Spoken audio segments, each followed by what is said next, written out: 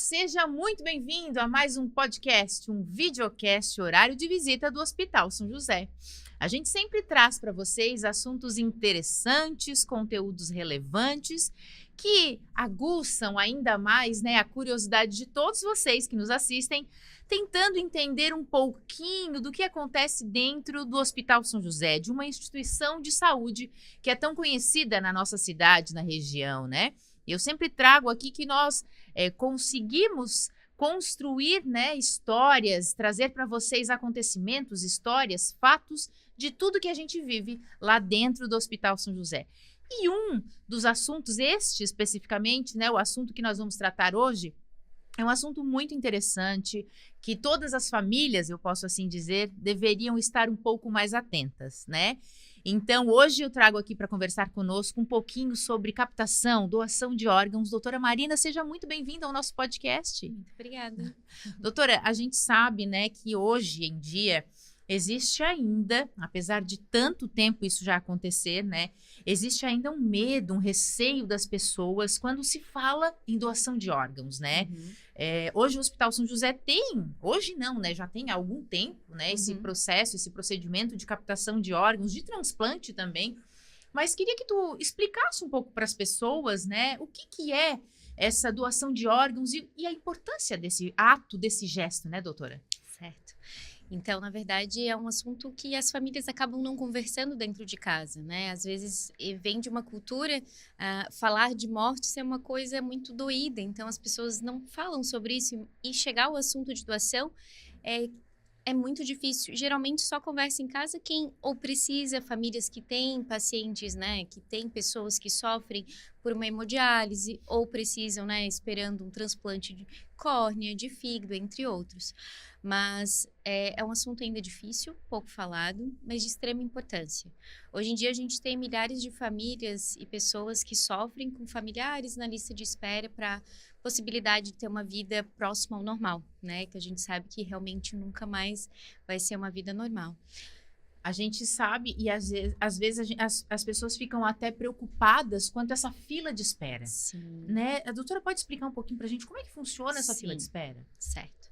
Então, como funciona? A partir do momento que tu tem indicação, depende do órgão que tu necessita, ali no hospital a gente tem um rim e tem profissionais capacitados, que vão pegar todos os dados do paciente, série de exames, e existe um ranking nacional, que é colocado em lista de espera de doação. Tá?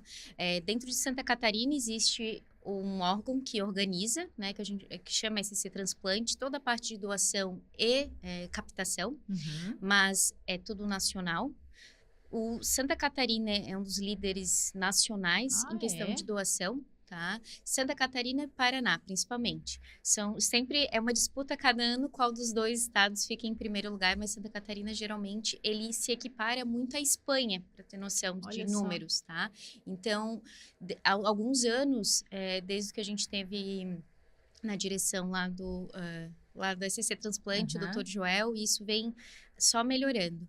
E com isso, esse incentivo, o aumento de educação profissional, a capacitação de mais profissionais, mais propagandas para que as pessoas conheçam, tanto às vezes em televisão, até a gente fala, se aparecer em novela, isso já ajuda, tudo, falar sobre isso em jornais, divulgar sobre o assunto, isso melhora bastante. E com essa doação, com esse falar de doação, vai melhorando muitos os números.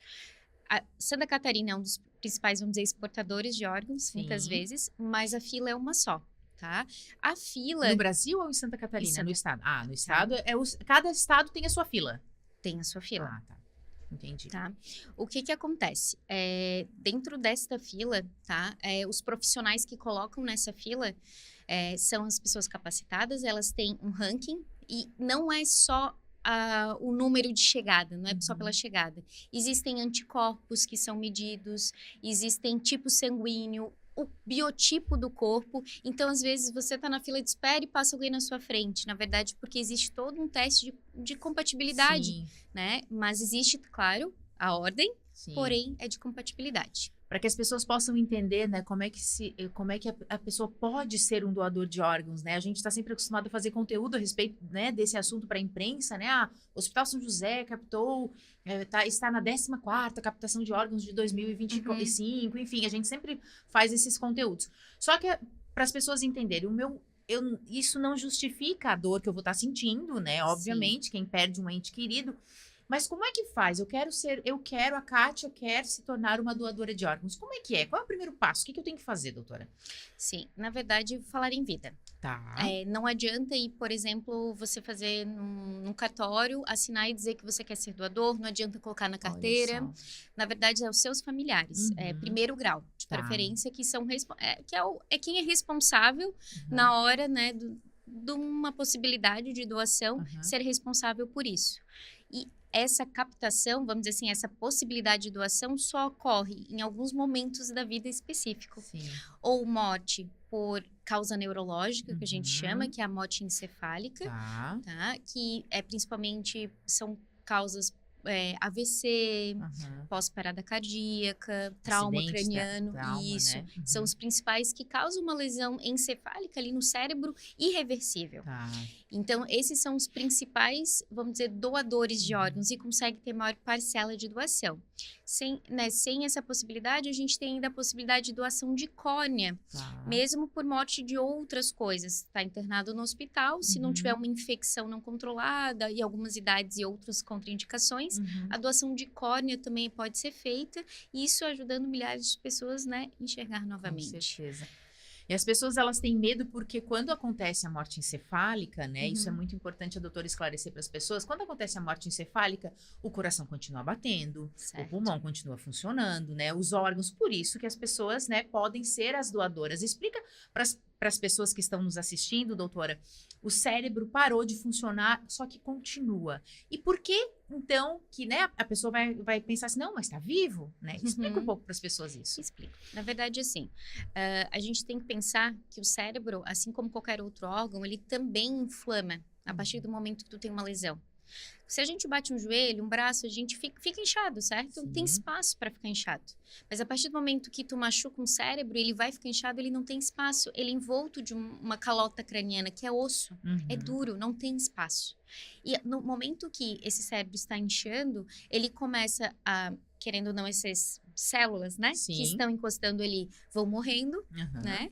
E vai comprimindo e a gente diz herniando o principal central de comando. A central de comando do cérebro é o tronco encefálico, que fica entre a medula e o cérebro, vamos dizer assim, muito próximo dali. E é ali que comanda a nossa respiração, todo o nosso funcionamento, quem somos, tá? O que acontece? A partir do momento que tu tem uma lesão irreversível ali no tronco encefálico, no córtex, que é toda essa região, tu não consegue mais comandar. Tu não tem mais vida. Tu tem um cérebro morto. Ele não é funcional. E quando se compara, né, a gente tem que abrir um protocolo em vigência de toda a lei, segmento totalmente tanto acompanhado pelo Estado, tá? O Estado tem os profissionais que vão acompanhar junto com a CHT, que é a equipe do hospital que vai acompanhar. A Comissão Hospitalar de Transplante. Vai acompanhar em cada passo o protocolo, né? Cada etapa para conseguir comprovar essa lesão. São feitos exames e tudo, né? Uma sequência de exames. Exames clínicos e um exame, pelo menos de imagem, que a gente consiga ter essa definição, que não vá fluxo de sangue para o cérebro, por exemplo, ou não tenha funcionalidade. Então, além de ter visto a lesão por uma imagem, a gente ainda comprova por um exame clínico e por um exame de imagem que não tem vida nesse cérebro. Mas daí tu vai me perguntar, e o resto? Sim. O que acontece? A partir do momento, quando a gente já tem lesão troncocefálica, o pulmão ele já não consegue ter comando do cérebro. O ventilador está fazendo essa etapa. Tá funcionando, mas... É só o ventilador, né? Ele não consegue fazer esse comando. E quando a gente fala de pressão arterial, geralmente fica muito instável, mas com medicamento a gente também consegue controlar. Mas o que chama atenção sempre é o coração que fica batendo, certo? A gente ainda tem comandos do coração que são via medulares, que é a medula. Eu digo assim que muitas vezes a medula é como se fosse um gerador externo, mas ele não consegue manter por muito tempo, mas ele consegue por um tempo que não dá para estimar de cada pessoa, tá? quanto tempo vai durar esse coração batendo. Enquanto o coração bate, ele acaba irrigando os órgãos, então ele vai urinar, o fígado funcionar, porque daí não depende deste comando do cérebro, mas a respiração já não tem. Olha só, é muito interessante porque é uma máquina, né? O nosso corpo é uma máquina, né? E por isso esse tempo de espera, digamos assim, do funcionamento ainda, né, dos órgãos, depende ali do coração até quando ele consegue aguentar. Por isso o tempo de espera, né, para retirada desses órgãos é muito rápido, precisa ser muito rápido, né, doutora? Cada órgão tem o seu tempo mínimo, digamos assim, de poder ser retirado para ajudar a outra vida? Sim, não só o tempo de retirada, na verdade, assim, depois, o problema é depois que retira. Enquanto tá ali, tu vai conseguir manter pelo fluxo de sangue. Claro. Com devidos medicamentos, às vezes uma infecção tu vai tratar ali também. Mas a partir do momento que tira, cada órgão tem seu tempo exato para transporte. Por exemplo, em Santa Catarina, aqui não tem, né? É lançado, né? E isso vai para ver para onde que vai esse órgão, né? Aqui é pertinho, mas às vezes aqui não teve aceite, vai para o Rio Grande do Sul, vai para o Paraná. Às vezes, alguns órgãos que têm maior tempo conseguem ir para outros estados, né?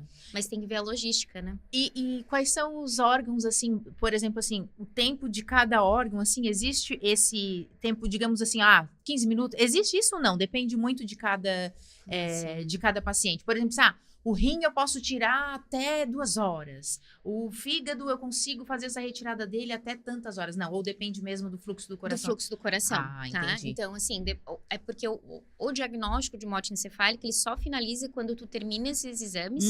E no horário do último exame é o horário do óbito. Entendi. E a partir desse momento, ele é considerado morto, né? Morto em relação à sociedade, à família, né? É o horário do atestado de óbito. E é só a partir desse momento que a gente vai dar a opção para a família. Não é uma obrigação, é uma opção. Então, a gente não toca nesse assunto, até porque esse não é o principal. Nesse primeiro momento, a gente está tentando melhorar ao máximo o paciente e dar o direito dele de um diagnóstico. A partir do momento que tu dá o diagnóstico, conversa com a família e tem a possibilidade de conversa, porque, né, a gente tem que sentir como é que a família tá também, né? E a gente dá essa opção de doação. Quando a família aceita, a gente geralmente pede um tempo, entre 12, 16, em torno a no máximo 18 horas, que é um tempo consideravelmente bom, porém ainda já prolongado, para ter a logística de médicos de outros locais virem buscar os órgãos para os seus pacientes, né? Os médicos transplantadores. E existe alguma, digamos assim, eu, Kátia, né, decidi, aconteceu algo, enfim, eu vou ser doadora. Aí chegou lá o meu tempo, vou ser a doadora de órgãos. Existe alguma contraindicação, digamos assim, quem não pode ser doador de órgãos ou teve algum problema que estava sendo tratado, não resistiu e não pode doar os órgãos, mas queria? Tem alguma contraindicação? Infecção não controlada.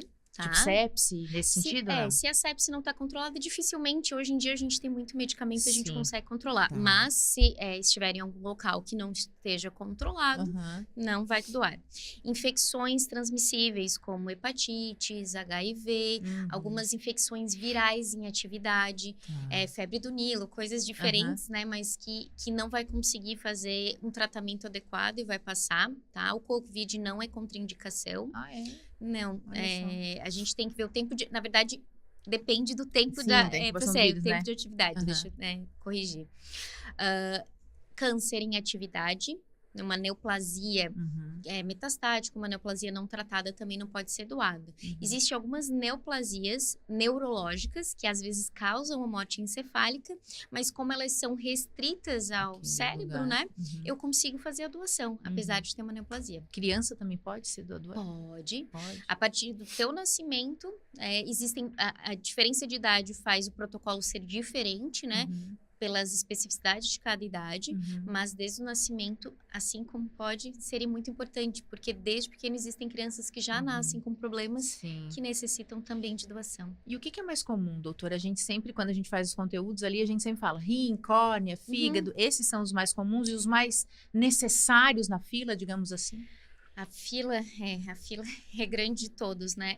É o mais, vamos dizer assim, o mais fácil de conseguir pela logística, pela conseguir manter em bom estado para doação, geralmente são rins, córneas e fígado. Tá. Esses são os mais com maior facilidade. Uhum. Mas a gente ainda tem uma necessidade muito de coração e pulmões. Uhum. Pâncreas pode ser feito. Ossos também pode, né? Ossos. Aqui a gente não faz captação Captação de de ossos, que são os tecidos ossos, válvula do coração, Uhum. tendões, historicamente poderia ter, mas a gente ainda não tem. Em que relação de tecido, aqui a gente só tem córnea, Tá, por enquanto, Tá. né?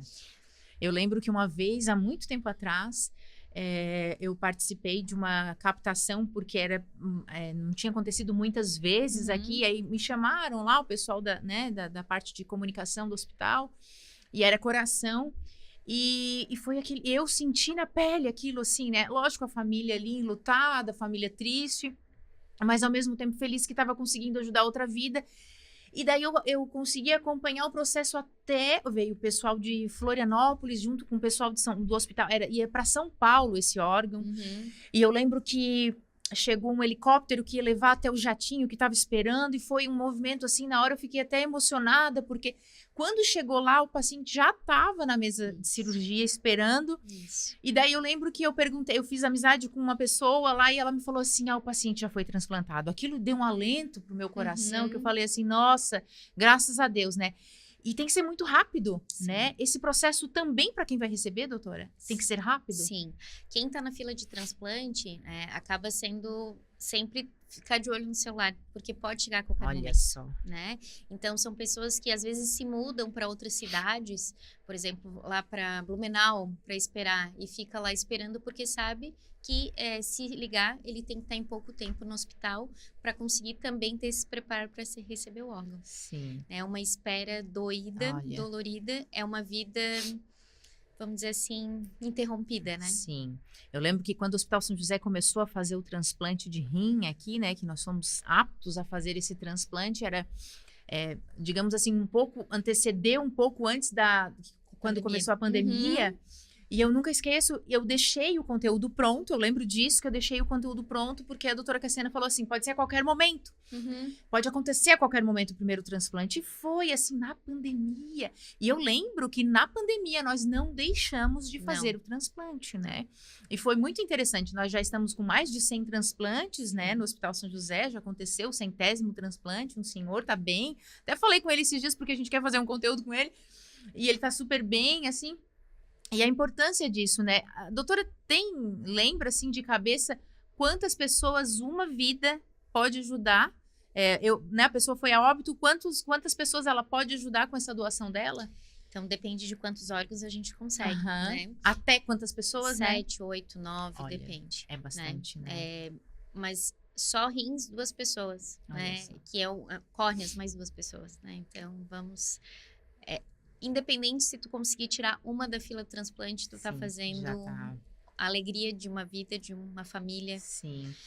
E até o que a gente sente muitas vezes, que a família enlutada, a partir do momento que consegue ressignificar o óbito, né, do familiar, com a possibilidade de ajudar alguém e pensar que, querendo ou não, tem um pouquinho de teu ente querido. Com certeza. Por aí, isso, não vou dizer que tira a dor, mas pelo menos alivia de alguma maneira, né, esse momento de sofrimento. Claro.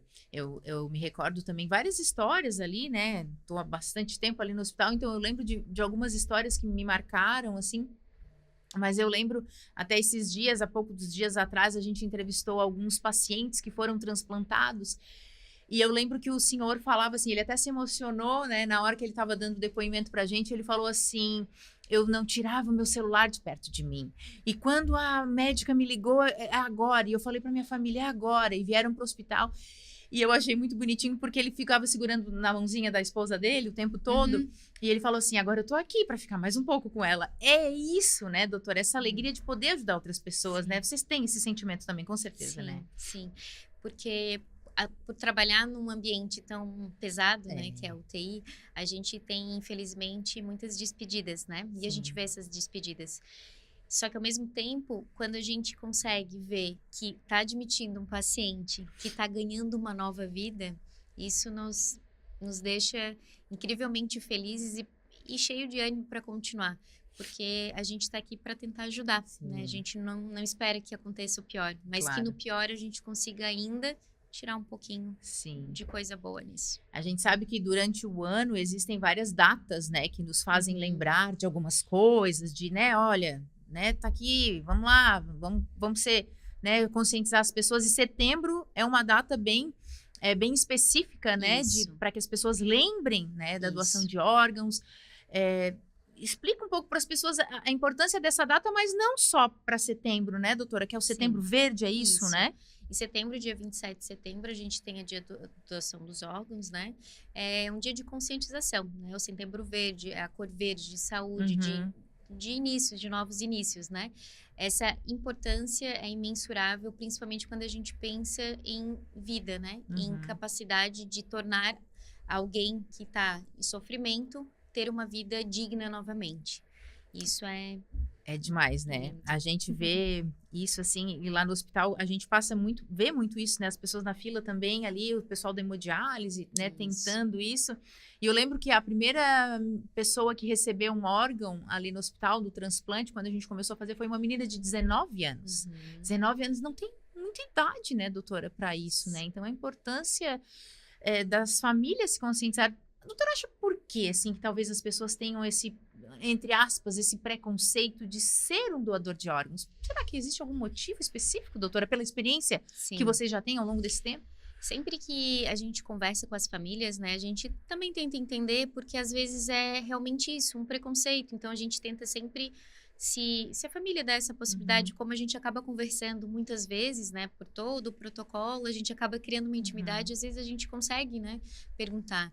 Existem alguns preconceitos que vêm de vida mesmo, assim, de medo que vá tirar um pedaço, né? Talvez vai ficar deformado. No velório tá deformado.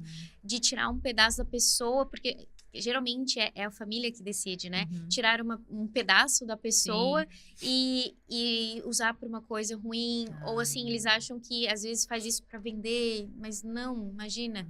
É totalmente, até para entender quem tá no convênio particular. Inclusive, isso é feito tudo sempre pelo SUS, independente do que tu interne, sempre será pelo SUS. É o Estado que vai fazer toda essa parte.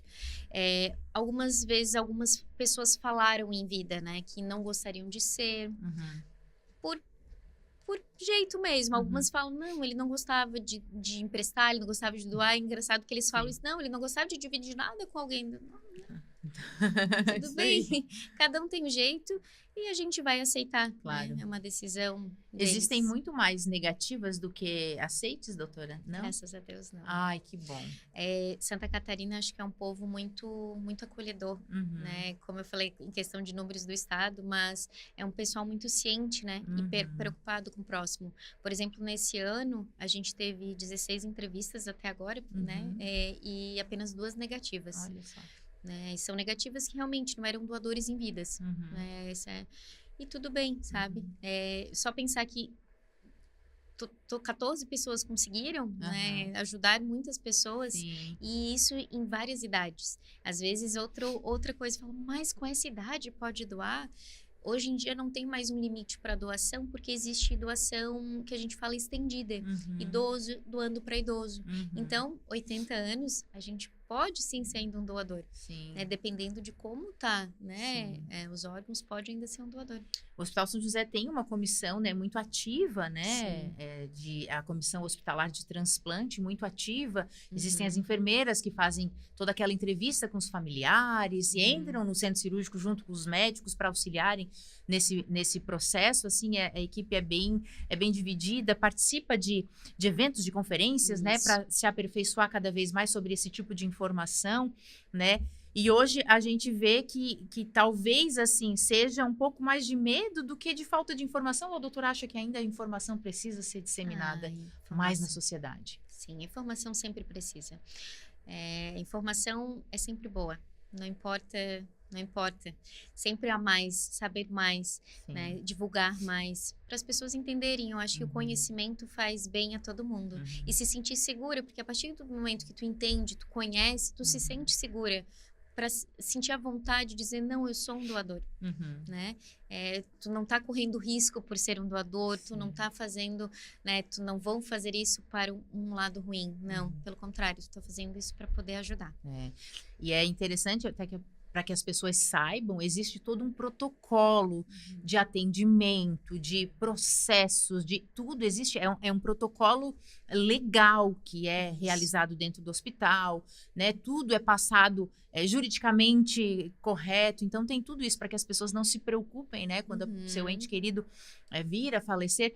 E uma pergunta, uma dúvida que me veio agora, doutora, se a pessoa, né, tem o parente de primeiro grau, esse familiar pode decidir por ela, não? Sim, pode? É esse familiar que vai decidir. Ah, tá. É o parente. Mesmo que ela não tenha dito que queria ser um doador. Isso, pode. Sim. É a família que decide. Então, conversem bem com seus familiares, que eles que vão decidir. Até em questão de lei, para teres noção, pelo Conselho Federal de Medicina existem leis que determinam cada passo, que sempre são revisadas. A última revisão foi em 2017, e que faz todos esses passos, inclusive mostrando quem é o médico capaz. Não é qualquer médico que pode abrir um protocolo, ele tem que fazer todo um estudo para isso, uma especialização para que faça isso. E são algumas especializações e mais cursos específicos para ser capacitado, para seguir o protocolo. A gente sabe que não é um assunto muito fácil, né, de ser falado, de ser dissolvido, até para quem trabalha, né, vocês que estão ali diariamente, mas eu acredito que é importante ser esclarecido e trazer essas informações para a sociedade. Doutora Marina, muito obrigada pela participação, né? Eu espero que as pessoas agora estejam um pouquinho mais esclarecidas, né? Quanto à captação de órgãos, quanto à doação de órgãos, mais especificamente, e que a gente consiga aí trazer essa informação ainda mais evidente para as pessoas. Muito obrigada pelos esclarecimentos. Obrigada. Bom, então o nosso podcast, o nosso videocast de hoje do Hospital São José vai ficando por aqui, mas eu tenho certeza que a gente se encontra em algum programa, em algum episódio do nosso horário de visita. Até mais! Acho que faltou alguma informação? Não, né? Acho que foi.